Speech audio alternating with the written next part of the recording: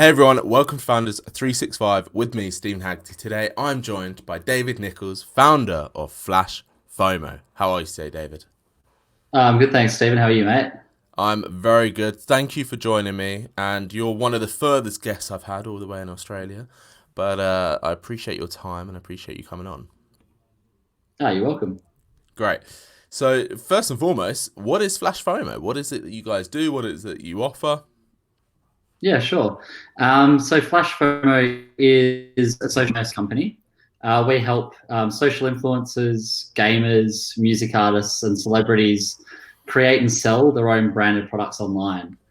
So we've built a marketplace that connects manufacturers to influencers, and we help create a new stream of revenue for social influencers that are looking to start building and growing their own business. hmm Amazing. And for you, you've been around since March last year, 2019, right? Yeah, that's correct. Yep. Great. How did the idea come about? How did what were you doing when you was just sat there thinking Flash FOMO is the next thing for me? Well, first of all, I think it's probably more of a, founders come from different areas of life. Some of them Mm. are, geniuses that come from Stanford and straight out of uni with a brilliant idea that solves a brilliant problem. I think I probably came from a different trajectory, which was, I worked, had a career in the industry within the online media and influencer space. Day in, day out, going in and selling to media agencies and creating branded content campaigns and trying to build businesses in the Asian region. So for me, it seemed to be just more of the next step and what's next in the industry. And probably it's just more of an inherent frustration that no one was doing it properly in the way that I liked it, and for the right reasons. So I thought, well, I may as well quit my nice paying job and live below the line for the next couple of years and try my hand. And I think for me it was really about having no regrets at the end of it, and if my idea was great then it would work, and if it wasn't Yeah, then at least I gave it a shot. exactly. And is this your first venture yourself? Yeah, it is, yes. Amazing. How did it feel when you handed in that notice in your previous job and that was like your stick in the sand, I'm doing Flash FOMO, we're going for this? Yeah, it was interesting. Without divulging too much information, I was actually the CEO of a business that managed about 300 staff in Wow. 11 different markets across Asia. And So you were I a basically, busy man then. well, I was only the CEO of the Australian element of the business, but helped out commercially across the entire business. And I'd approached them with the idea, and I really wanted to pursue it, so I kind of pitched it to the board. And basically, the board said, "Well, it's not within our vision over the next 6 to 12 months." So for me, it was an easy decision. I thought, well, now's our opportunity to start this business. Yeah. And so for me, it was, I guess, just excitement. Excitement that I was actually starting to determine my own destiny, and I could really follow through with my true passion, which was, building businesses and owning 100% of equity That's it. and drowning out my own equity rather than spending someone else's. Exactly. What were some of those challenges that you initially came up against when you in those first couple of months of starting Flash FOMO? Yeah, I guess how long's a piece of string? There's lots Usually of 12 challenges. meters. Lots of challenges. I think going in with a whole lot of confidence and leaving that job, but not really recognizing the resources required, understanding how many people it does take to move these ships. Yeah. So I think that's it. It's really, I probably underestimated the length of time to get things moving. I'm pretty impatient, Mm, um, and trying to find resource and getting that resource to work for you for free or for minimal wages is generally pretty hard. exactly. You mentioned that, one of the reasons that you started this was because you could see in the marketplace that there were other people doing it, other people offering it, but not doing it very, very well or not doing it to your standard. When you started it and when you started that ball rolling, how did you ensure, this is a two-part question, how did you, one, ensure that that standard of yours was met? And two, how did you then stand out from the crowd projecting that and obviously getting those first couple of customers? Yeah, sure. So I think the first thing was So we, if you break it down to a really simple process, we create merchandise for social influencers. Mm-hmm. Now it's pretty developed in markets like the UK and the US, but in the region that I've been working in for the last decade in Asia, it just wasn't a thing. So it was really about replicating a model that existed in other markets, but for the Asian market, really 5 years on from when other people were doing it, being able to learn from those mistakes and identifying what I guess those suppliers had gotten quite big and quite large scale, and I think maybe they'd missed some little bits of niche elements. So the areas I tried to focus on were the frustrations that I had if I was to set up my own merchandise store as an influencer, and ultimately that would come down to, okay, great, how hard is it to order merch in Singapore or Thailand or the Philippines or Korea? How is it to ship it? So I've got to drill down on shipping prices. How much is the original cost of the actual product? So it's then trying to find localized suppliers. So for me, it was identifying that model, tweaking it for a particular region, and then really trying to just focus on putting myself in that position if I was that person that I was selling to, what that customer would want at the end of the day. Amazing. And then once you figured that out and got fine tuned it, I guess is the way I'm trying to say there. How did you then stand out from the crowd? How did you project the image of, look, we do things better, we do things differently, we make sure that all our T's are crossed and the end user is getting that best product that they possibly can? I think it's persistence, and if I had to put it down to anything, it would be persistence. Like I knew that, for us, we've probably got about 15 networks that we want to work with, and it's basically just hammering them with progress. So they probably don't want to see, I probably didn't give them the finished product to start with, but for them to know that I was on this journey to try and solve their problems and help them. Really how we could stand out from the crowd, and not really being complacent with, okay, here's the offering, take it or leave it. So really being adaptive to what they need and being persistent to just continually tell them where we're at. And I think that's probably been reflected. We've got, a lot of our relationships are now starting to turn into, commercial agreements on larger scales as well. So it's probably taken an extra 18 months to get to where I wanted to be, but I think it's been the real drive to get there. Exactly. Is how did it feel when you signed that first client and you put out those first orders? Pretty exciting. So the first person that we signed was one of the largest influencers in Thailand. His name is Be the Scar. He has about 11 million followers on YouTube. And so for me, you went straight for the big fish. Yeah, absolutely. Waterfall effects. Yeah. And so basically for me, I got an email from his manager and he said, B's interested to meet you. That's fine. And I said, great, I'm in Bangkok tomorrow. So I jumped on a plane. He didn't know this. I jumped on a plane from Melbourne to Bangkok, which is about 10 hours. I went straight to that meeting and I went straight back to the airport and flew home. So I was pretty excited on that plane flying home. But yeah, for me, it was all about that personal connection, making sure he felt like we were on the ground there, even though we didn't have a physical office or physical residence in Thailand. Exactly. And from that first client to where you guys are now, what are some of those hurdles that you've had to overcome that perhaps you didn't foresee? I think probably not on a work side of things, but on an investor front, probably didn't foresee the amount of rejections that we would get from investors and the amount of time and resource it would take. Yeah. I think I was a bit naive when I came into the game and thinking, it'd be really easy. I've got an idea, someone will invest in it. So I think, probably didn't foresee that element of it. But on a business front, for me, it's just been, practice by learning. We've been able to execute on a number of campaigns in so many different markets now that we're actually just continually learning and then just employing those, the best parts of each campaign in the next campaign. Fantastic. Let's go back to that investment side of things then.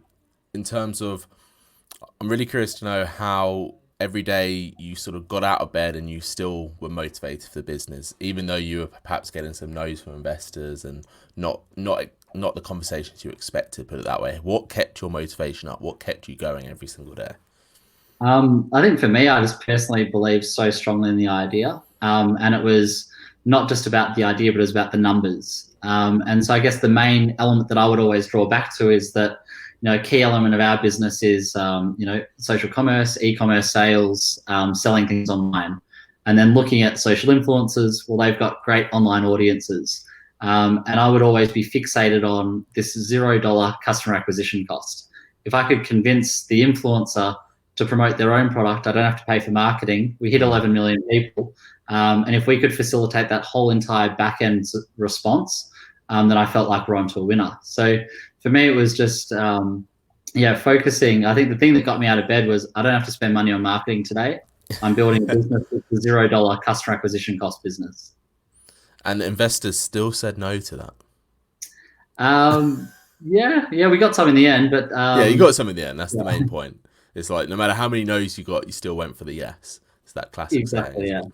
Yeah. For you then, what's next for FlashFomo? Where do you want to take this? How big do you want this to grow? You've had some really exciting growth since March 2019, which is very impressive. But now, obviously, with COVID and all that kind of stuff, has that made you reflect on things? Has that made you change your plans? What's next? For us, COVID, I think we're probably in a unique position, but COVID has completely propelled our business. Amazing. I think what you'll find is that social influencers previously were making money through, AdSense revenue. So on a cost per 1,000 views, they get paid X amount of money. They'll also make money through branded content. Now, as soon as COVID hit, views were going up online, but brands are spending less and less money, or they're pulling their ad spend. So that CPM was going down, and the brand deals just aren't out there. So for us, we were use this as an opportunity to reach out to as many influencers, musicians, gamers around the world, offer them a new source of revenue for them without them buying in at any cost, and us providing all the back end support for them. So we've seen COVID as a real area to propel our business. Amazing.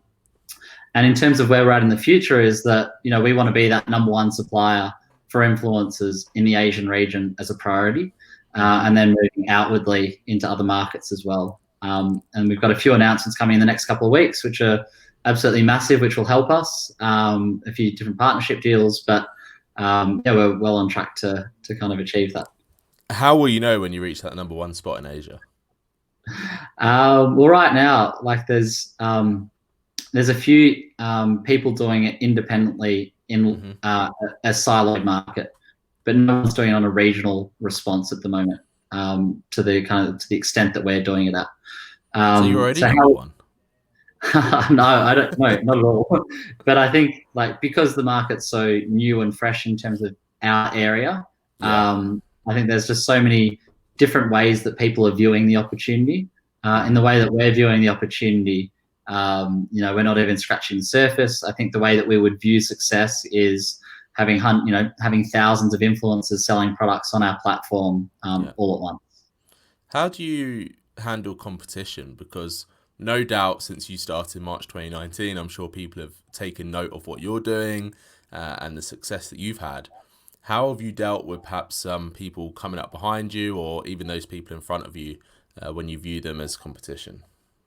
I think my first reaction is to try and build a relationship with them, because I think the strength there is, growing the industry and growing a sector. And I think there's enough opportunity out there for everyone. So I wouldn't see it as a threat. I would see it as an opportunity to try and build the industry. And if there's areas where they're an expert in that we're not, then maybe we could help them, and vice versa. Amazing. For me, what I'm really curious about is over the last, 18 months since March 2019, something like that? Yeah. At the time of filming this anyway, what have been sort of 2 or 3 of the real key learning points that you've had to absorb to become that founder, to become that business owner, as opposed to obviously your previous role as CEO, which obviously was a really big responsibility, but there's always a slight difference when it's your baby, your business. What are some of those learnings that come about for you? I was like, first of all, it's expenses. This is an expensive hobby. Yeah, exactly. I worked in Singapore prior to like Google and LinkedIn and Facebook establishing businesses, and I was selling media sales. So our budgets were unlimited at that point in time because the market was so open. There were no walled gardens, and it was You had basically some good relationship dinners. based. Yeah, I guess we ate. Yeah, but it was, I think that shock of okay, great. I've always focused on trying to build strong relationships with partners, but you had to think of creative ways to do it without spending the money in that way. Yeah, Um, and probably following on from that is managing a P&L that really eats in at your purse strings. Um, I think that's obviously the first one. The second one is probably time. You don't realize really it does suck out 24/7. You're constantly thinking about it. You're waking up in the middle of the night, writing things down on a piece of paper or sending emails, trying to go back to bed. So it's all consuming. And so if you've got that Energizer Bunny kind of mindset, then it's for you. If you don't, then it can be incredibly sapping on your relationships. exactly. And I think third of all, like the biggest lesson is really just doing it with people that you trust and that you want to work with. And for me, I work with my wife and my sister-in-law. For us, we just have complete trust in each other. There's no watching your back or wondering whether the other founder or the other parts of the business are working hard. We've all got that trust in each other to work pretty hard. Was that on point two there? Was that balance something for you that was easy to come by, or was that a struggle of making sure that you do have downtimes, that you are energized to focus on the business and show up in the right manner? Yeah, I think it's always a challenge. I think for me, I would like to be on all the time, and I think my wife is probably the calming factor, and she kind of brings it back down to earth. So Your wife's like, no, come on, let's take time off, let's do this.